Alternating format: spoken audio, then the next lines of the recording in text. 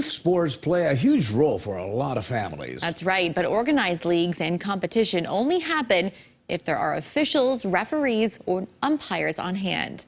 Dan Santella takes a look at the availability and treatment of officials in tonight's Eye on Keloland.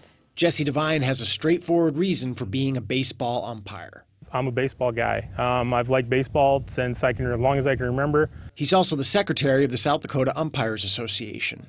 Devine says that when it comes to baseball in the state, there aren't enough umpires. Most days we have games covered, but there's some days where they really struggle. You know, as a state, we have, I think, 335 members, give or take. But we just have such a sheer number of games that, you know, 2 umpires per field, sometimes 1. It's just, you know, it's a math problem. I would have to say that central part of the state and the northwest corner of the state seem to be our areas where we have fewer officials just because we aren't as populated. Joe Auk, Assistant Executive Director of the South Dakota High School Activities Association, says more officials would also help her organization. It doesn't matter what area we're in, we can always use more officials. Her organization has seen a positive trend this year. 250 new officials coming in with around 25 leaving.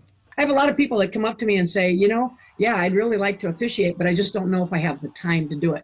The beauty of officiating is that as an independent contractor, you get to set your own schedule. You know, you don't have to go out every night. Devine also has good news about numbers. While our numbers and our membership has steadily grown over the years, again, we've got some of those guys that, while they used to work a bunch of games, have backed off for various reasons. So while we have more umpires, we may not have as much availability. The size of the state is also a part of the equation. If I have to go to, you know, to Faith, South Dakota, or to Lemmon, South Dakota, and I'm in Pierre, that's a good 2.5-hour drive. And I may have to leave work early to do that. Tyler Sawyer is Director of Referees for Dakota Alliance Soccer Club, as well as a soccer referee for the South Dakota High School Activities Association. He says the state also lacks soccer referees. They are extremely needed. There is a huge shortage, not only in South Dakota, but in the whole United States. The biggest reason, he says, is how some fans behave. The #1 shortage is the abuse the youth referees get. They don't want to come back and referee. Sportsmanship is a concern for Auk, too.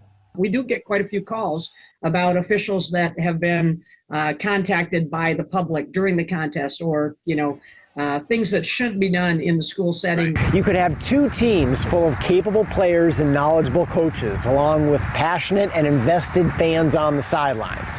But without referees or officials, what do you have? Without us, not a lot of baseball gets played. I always say without officials, it's just recess. They're doing their best. Treat that official, especially a youth official, like it's your own child out there. Would you want somebody yelling at your child? He also points out a reality that might be overlooked amidst the intensity of a close call. Officials are human, and people will make mistakes from time to time. I'll be the first to admit I haven't got all my calls right. I'd like to think I have, but I know better. You know, we're out there working hard. With Eye on Keloland, I'm Dan Santella. Oak says there are 1,560 South Dakota High School Activities Association officials. It's a lot. It is. Well,